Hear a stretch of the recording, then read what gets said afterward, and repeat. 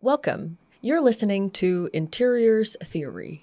A podcast that draws from the Interiors Theory Primer, a book I wrote to make sense of how design shapes experience, identity, and meaning. I'm Krista Hu, graduate student and designer. And I'm William Mangold, professor of interior architecture and design at Drexel University. In each episode, we dive into one chapter from the book, connecting theory to real-life practice and lived experience. And whether you're a student, educator, or designer, we hope these ideas give you something to think about and ways to expand how we understand interiors. So this first chapter opens the book for us with a pretty big idea, that what we call interiors aren't just physical spaces, but they're really lived experiences. Can you unpack that a little bit for us and tell us why that was your starting point with this first chapter? Yeah, I really believe that at the heart of interiors is human experience. That when we talk about interiors, we're really talking about the interface between people and their environment. As you said, the kind of lived environment or the lived experience. And that connection between people and the environment can be described through several aspects of experience. And this chapter unpacks those kind of aspects or dimensions of experience. So what are these aspects or layers that shape how we experience interiors? I talk about at least four as a way of kind of being helpful for thinking through this, these different aspects. And so as I say them, we'll see how they kind of resonate. So the first is the physical aspect. These are the direct sensory interactions, how we feel a surface, right? How sunlight feels on our skin, how a material smells or sounds as we walk or come close to it. So it's the relationship between the body, our senses, and the physical environment. The second aspect that I talk about is the kind of psychological layer dimension. These are our emotional and cognitive, our mental responses, how we feel or perceive an environment. And it's also about what we bring to that place ourselves, our memories, what mood we're in. And it's about what makes us feel comfortable or maybe out of place. It's the kind of fit between how we feel and the physical environment. And then another dimension is the social aspect. This starts to describe how a space can facilitate or hinder interaction between people. How environments cue us for things like privacy or gathering together. How it can tell us to be formal and act in a certain way, or to be relaxed and intimate. And so think about how like the arrangement of seating in a cafe can support conversation, right? Or how workplace is set up to encourage specific types of collaboration. And then the last dimension that I get into is the kind of cultural aspect, which is how the meaning of a place layers over time or can embody traditions or rituals, and how a group can feel a sense of belonging. And so it's this kind of shared set of values and meanings. And so when I say that experience is at the heart of interiors, I really mean that interiors engage all of these different aspects or kind of dimensions of experience, and often at the same time. Oh, that's really helpful, like breaking down our experiences into those layers, which were physical, psychological, social, and cultural. And this kind of give us, I think, a great framework or a checklist for parsing out all the things that are happening simultaneously when we're in a space. Yeah, and remember, they are happening all together. It's very dynamic. We're often not thinking, oh, that's a cultural aspect, or that's the psychological aspect. We're experiencing it, right? And they get layered together. Yeah. But part of the work of theory is to parse them apart and look at them through a closer lens. And so that's why I started with experience. The book begins with this because it's not just looking at interiors and how we see them, but how we feel them as we move through them. We're breathing, we're touching, and we're making memories in these places. And so I want anyone, students, anyone listening, to think about interiors as dynamic. They're sensory environments that really shape us and how we feel and relate to each other.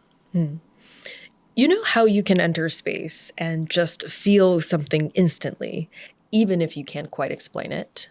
It's almost like you were reacting with your whole body. I think what you just said made me think of that. Yes, I know. I recognize that feeling, right? That immediate embodied sense. That's design. It's working on you, whether it's intentional or not. And what you bring up clues us into another important part of this chapter, that experience starts from the body, how we sense through our body the space. And so there's that physical dimension of embodiment that is paired with what I call like kind of the affective dimension, the feeling, the places that have this emotional quality for us. And so both of these ideas, that experience starts from the body and that the physical environment is always informing how we feel, are the kind of basis of experience here.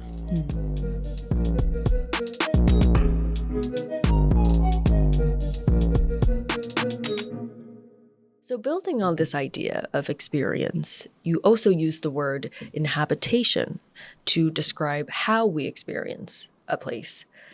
I mean, it's also right there in the chapter title. So, I'm curious, why do you choose that word specifically? And what does it mean in the context of experiencing interiors? Yeah, I pair those two ideas, experience and inhabitation, because experience can be something very immediate, right? It's what's happening right now. But inhabitation suggests how our experience of a place forms over time. Inhabitation is the idea that a place shapes and embodies our habits, the patterns. And inhabitation includes things like memory and routine and the way that movements are repeated. And then also the changes we make to a place to fit ourselves.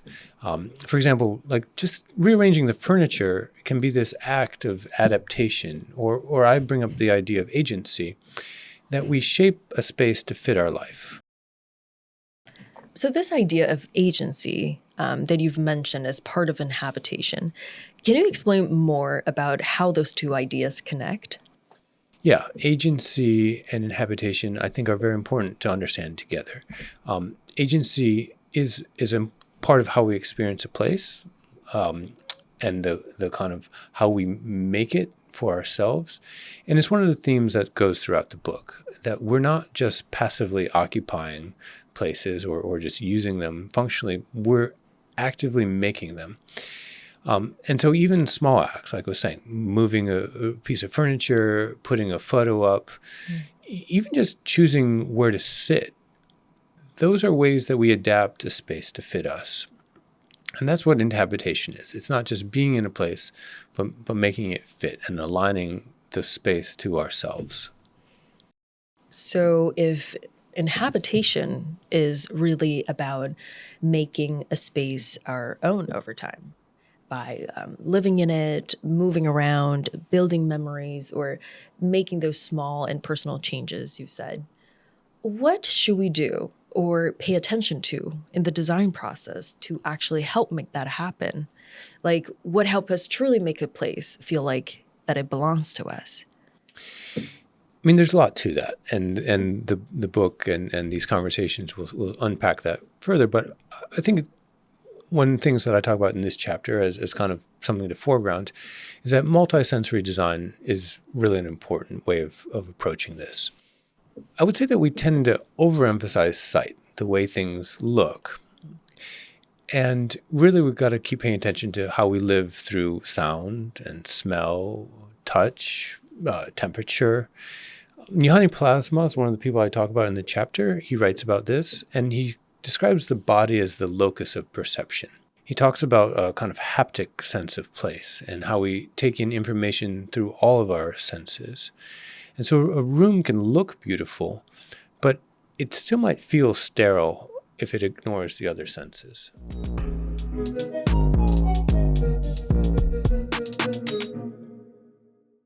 It's funny how, sometimes a place just feels off and you can't figure out why until you notice the bad acoustics or that weird smell coming from the materials. Yeah, all of these things we encounter in our lived experience of places that we then take that with us. And so the point is that it might look good in a photograph or a rendering, but if there's something off about the smell or the temperature or the sound, it's not going to be uncomfortable. It's not going to be a place that we want to be. And so sensory design or designing for all the senses includes, acoustics, like that there's no echo or background noise. So dealing really with the sound, and things like smell, that materials have a smell, cleaning products have a smell, food has a smell. And some of these we enjoy and appreciate, and others that are kind of disorienting or something that we don't like. Things like temperature, airflow, humidity, like we feel that, how warm or cold those places affects comfort. And it changes, right? Like what feels comfortable one day might feel too hot or too cold at another time. And remembering that all of these end up affecting our mood, our ability to focus, our feeling of comfort. And we may not even be noticing that on a conscious level, but it affects how we interact and who we are in that place.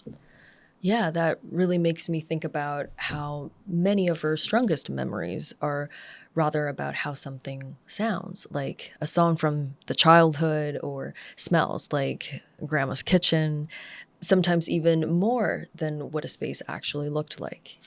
Yeah, cluing into these experiences and these memories tells us a lot about our preferences as adults. And we don't remember our childhood environments as floor plans, even though that's how designers think about them. More likely, it's going to live in our memory, like you said, a smell or a creaky floorboard. My own house is an old house, and I think about my kids going up and down the stairs because of the sound of the feet, right? And so that's what I mean when I say interiors are about experience, that these places stick in our minds and our memories as a whole combination of kind of sensory memories. So, what role do designers play then in shaping these experiences over time? It's a kind of a push-pull that designers both have a very strong hand in creating these, and also recognizing that we have limitations, that people are going to experience these things that we don't plan or intend necessarily. But what a designer can keep in mind is that interiors are dynamic physical and emotional places. And we don't dictate those experiences, but we shape the conditions for it. The what we offer in terms of materials and light can lead to people having certain feelings. And so our work is about anticipating how people can move, or where they might gather or pause or rest in a place, and providing those kind of opportunities and affordances. So, does that mean we as designers anticipate the activities and feelings for all the areas within a space, even places like hallways and waiting areas? Yeah, it's funny to think about that. But yes, I mean, hallways are a great example. I mean, if you've been in a hotel where it has long corridors that kind of goes on forever, you notice that, like that sense of like, what is this place and how do I fit here? And I think the experience of a waiting room is crucial. Sitting in a doctor's office can be packed with emotion. And a lot of times those spaces don't carry that weight very well. They can tend to be about efficiency or kind of impersonal interactions. Ideally, these spaces, the waiting rooms and the hallways and the elevators of our lives, attend to both the technical requirements. They get us from here to there, but they also afford us experiences of privacy and dignity and comfort. And the point is that designers are shaping these spaces, the physical and emotional presence. And it's not just the kind of functional task, but how people feel and what that lived experience is like.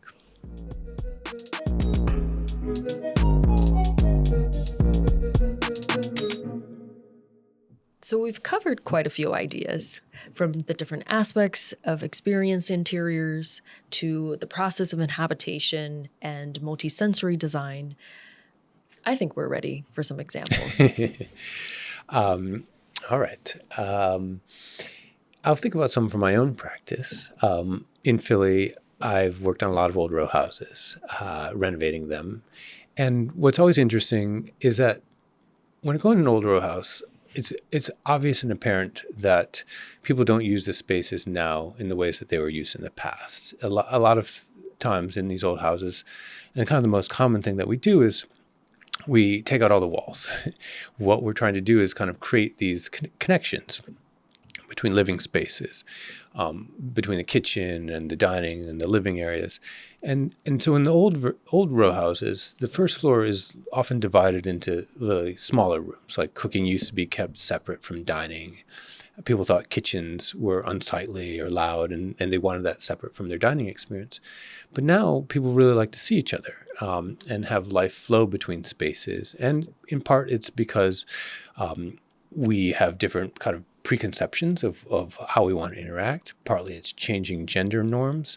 Partly it's changing relationships between children and adults. And so as society shifts, so do the spaces. And so now instead of having the walls, we create islands or bar height countertops so people can kind of pull up a stool and be part of the action. Parents can keep an eye on the kids while they're making dinner. And so the physical features of the environment are coming together with the way people act, right? What they want to do in that space. And that's what inhabitation is really about, how space fits those activities. That's a great example. I think it really shows how design is more about how we actually live now and what makes people want to be in their homes rather than the fixed layouts. So for someone just starting to think about all this, maybe a design student or someone just started to practice in real life, what is the one thing they should really pay attention to for creating spaces and places that help foster inhabitation? As you can hear, there's a lot to pay attention to. But I would say just start looking around. Pay attention to what you're doing, like your actions, how you feel. Where are you drawn to sit? What do you avoid? What kind of light or sound makes you feel calm or feel focused? And so notice how your body responds. Do you move fast? Do you move slow? Do you feel safe? Do you feel welcome? And how are people interacting in response to those environments? Looking closely at how people inhabit a place is the beginning of design.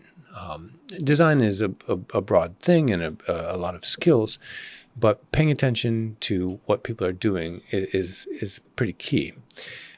Because design is about shaping experience, right? Shaping these patterns of daily life. And we're designing the physical environment. We can't control how people interact. But as we've been saying, the physical environment certainly affords or fosters certain activities where someone puts their keys, right? When they walk in the door, how they take their shoes off. Do they like the lights bright or dim? What's the temperature? All of these things contribute to the kind of lived experience of the interior. And those experiences are really the medium that we design in.